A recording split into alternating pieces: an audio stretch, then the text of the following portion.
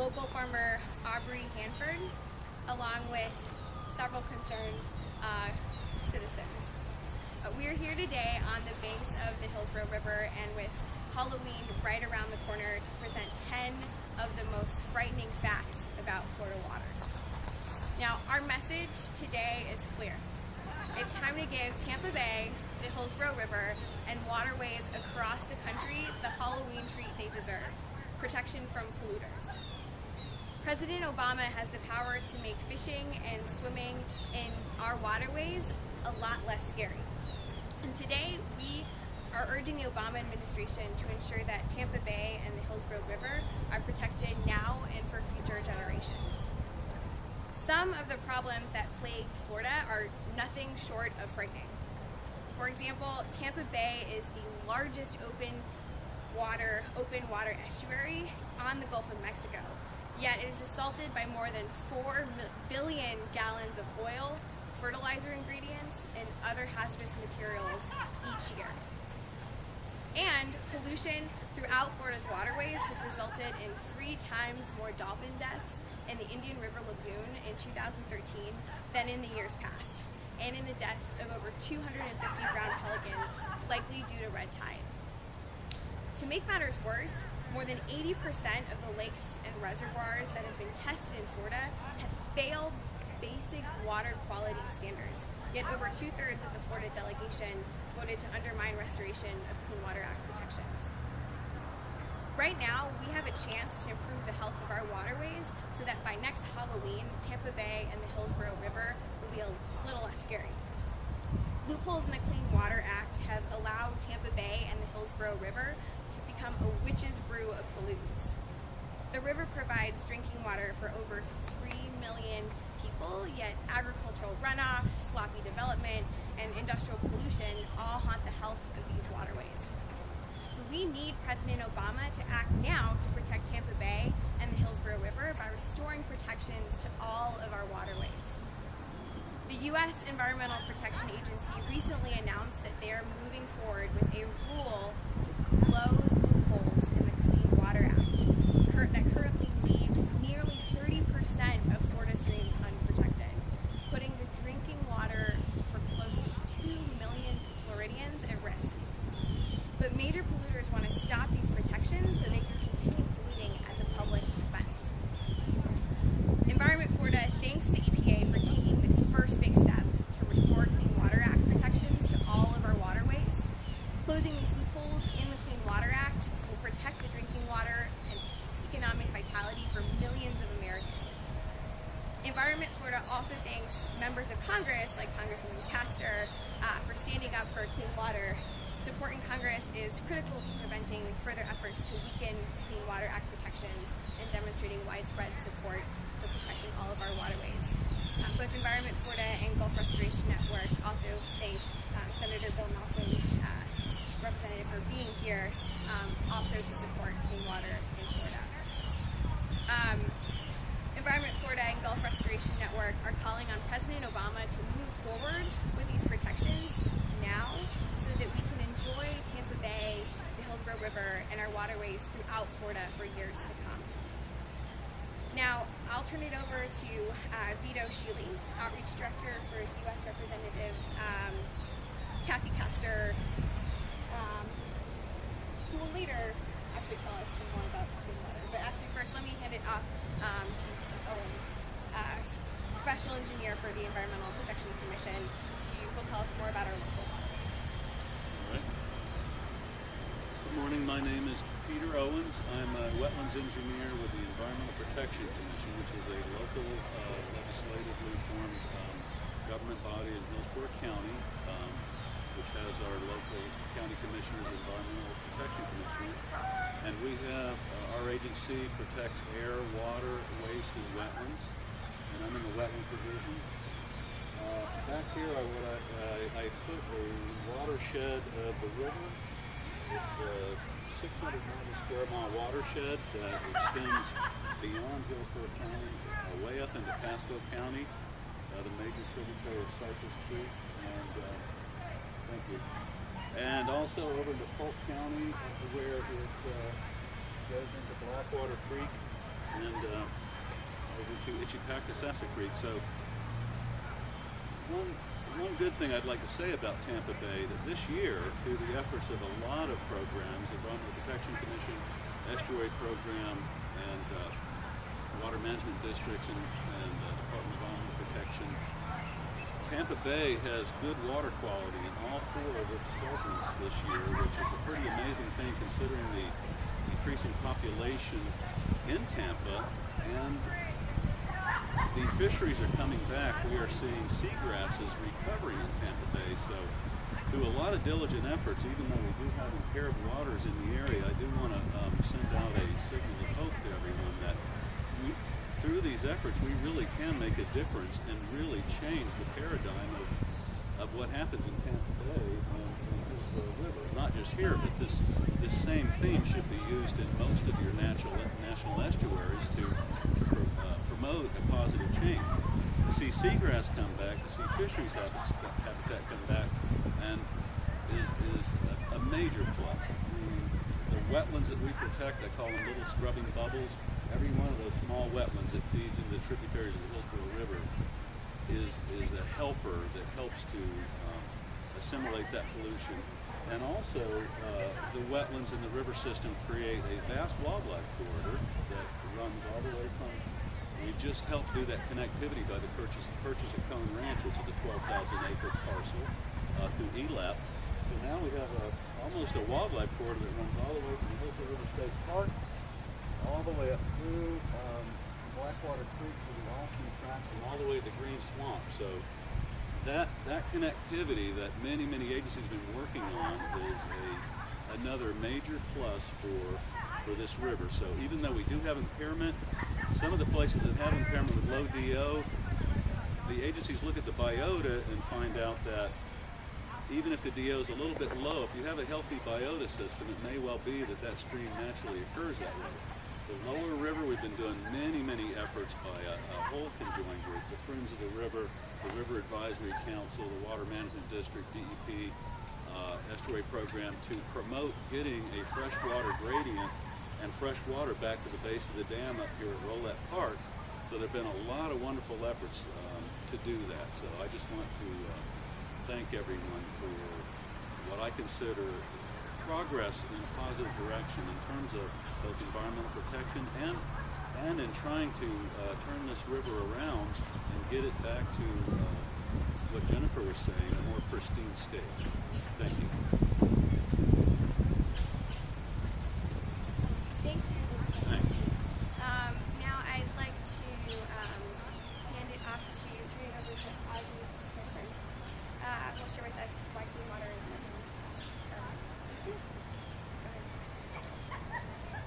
Thank you.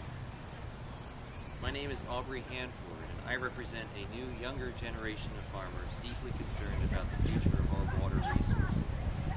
Farming in Florida presents unique challenges with summer heat and excess rainfall, near drought in the winter, and insects and diseases all year round. But in many ways, farming is the same everywhere because it depends on sun, food, and clean water. When I came to Florida about a year ago from Pennsylvania, where I operated a produce farm for 4 years, when I came to Florida, I decided to focus on hydroponic farming instead of planting crops in the ground. I made this choice not only because I saw the benefit in diversifying the food supply, but also because of the need to protect our beautiful waterways from agricultural runoff. I saw the essential obligation in reducing and containing those pollutants to keep our water clean, and the value of using less water to raise healthy food, even in urban environments. Keeping agricultural land available and healthy is important to Florida, but we need to find a way to do it without destroying our springs, rivers, and streams. Farmers can and should be an important voice in water protection and restoration, and I hope we can all sit down at the table together to make it happen. My generation of farmers, and those generations who will follow, are counting. Thank you.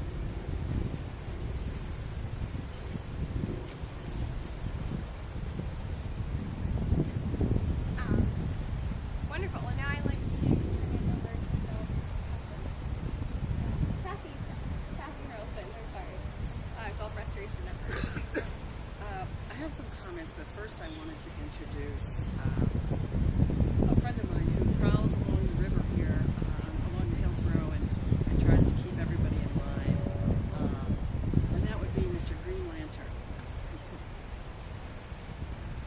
Thank you, Ms. Harrelson. As a member of the Green Lantern Corps, I not only patrol the Earth, but also a large section of the galaxy, and I can tell you that clean, fresh water is an extremely rare commodity. On Earth, we take it for granted. There are many things that need to be done to protect this very precious commodity. Here in Tampa, there have been some steps taken to protect it from fertilizer runoff, but things need to be done in places like Temple Terrace and in Hillsborough County to also protect us from fertilizer runoff. So please protect the water that makes life possible. You cannot take it for granted. Thank you.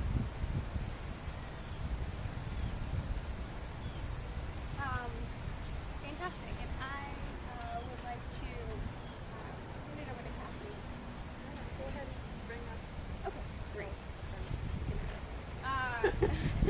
Well, I'd like to thank, just take a minute to thank, Shirley, Shar Anderson from Senator Nelson's office and U.S. Representative Kathy Castor's office.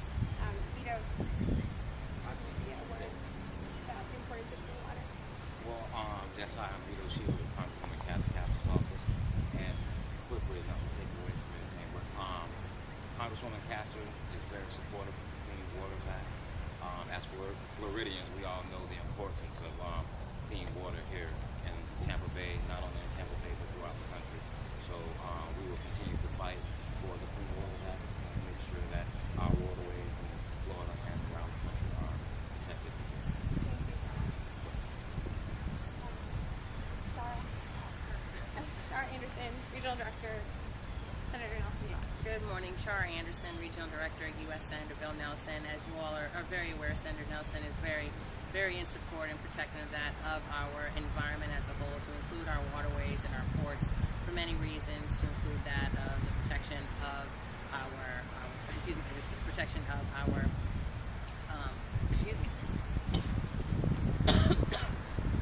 to include the protection of our waterways, our ports, and also that of also the Everglades, and to assist with all the things that are happening, not just here in DC, but in Florida, to help to preserve and protect these areas. Thank you. Thank you so much. Kathy, wrap it up. Okay, I am Kathy Harrelson with the Gulf Restoration Network. Gulf Restoration Network works to unite and empower people to protect the resources of the Gulf of Mexico. And what I found when I started working on that was that the water flowing into the Gulf from our freshwater springs, streams, and rivers is extremely important to the productivity of the coastal zone of the Gulf of Mexico. And because of that, what we are here to say today is that we must protect these, previously disconnected headwaters, streams, and wetlands that the Supreme Court decided to disconnect about 10 years ago. We have seen this reviews and synthesis of over 1,000 publications and scientific reports supporting the EPA's conclusions that streams do exert a strong influence on the character and functioning of downstream waters. That headwaters are the most abundant stream type in most rivers and supply most of the water to the rivers.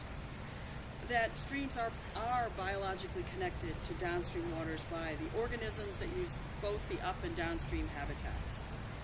And that wetlands are physically, chemically, and biologically connected with rivers, exporting materials and storing local groundwater, which is extremely important in Florida. They support the base flow of rivers. And this is especially important right now when Florida is seeing a record decline in our river and spring flows. What we do know is that right now we have a real opportunity to push back against that Supreme Court decision and close the loopholes in the Clean Water Act. These headwaters, streams, and wetlands were never meant to be left unprotected. Concerned Florida citizens of all political stripes understand that water is Florida's most precious resource, and that preventing further decline and restoring our natural wealth is critical. We've heard the science. All our waterways connect to provide downstream pollution or protection. It's up to us to decide which it will be. The EPA has made the first step. Ask President Obama and the U.S. Congress to stand up for clean, plentiful water by restoring protection to these vital freshwater sources, because we are all protected by water. So So let's please keep Florida flowing. Thank you. And thanks for coming today, everyone. And we're happy to take any questions. Exactly. Jennifer. So what exactly are the proposed changes in this act? So the EPA is has moved forward to propose a rule that would restore clean water close to the loopholes that were created from a couple Supreme Court decisions. So these loopholes have to do with what's interpreted as navigable waters. So currently only waterways that are navigable are protected under the Clean Water Act. This did not used to be the case, so we, with this science report and rulemaking, this would restore protections to not just larger rivers like the Hillsborough and the St. John's, but also smaller creeks and streams and tributaries that flow into these larger bodies of water that we enjoy for recreational purposes and also for our drinking water. Thank you.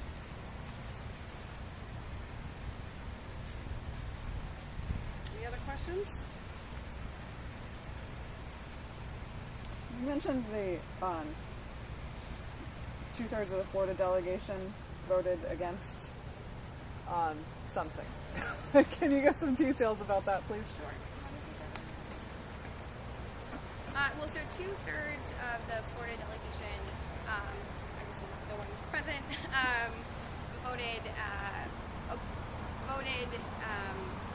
were a no vote. They opposed additional clean water safeguards. There was, they voted yes in May 2013 to undermine restoration of the Clean Water Act safeguards on Senate Amendment 868, the Barrasso Amendment.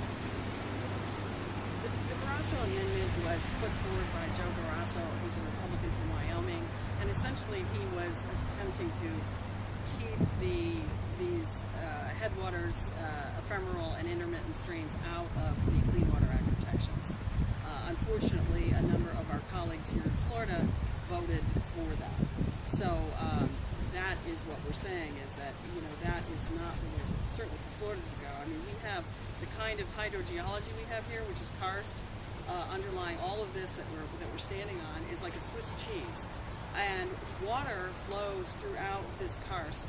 It's why we have more springs than any other state. In fact, more concentrated springs than anywhere else in the world. So it's why we really need to step up and get these, you know, what they're calling disconnected, non-navigable waterways protected. And unfortunately, the Florida delegation needs to step up. That's the current delegation. Yes. And I would even add, they should follow their champion colleagues like Congressman Castor and Senator Nelson to protect our water. What are the actions being taken?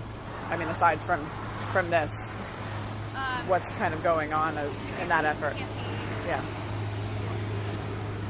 So the EPA is actually taking public comments right now on the science behind protecting the waterways that Kathy mentioned. So people can send their own message to the EPA. They can go online at www.environmentflorida.org. Right, and I think that comment period, if I'm not mistaken, ends November 3rd. So this is urgent.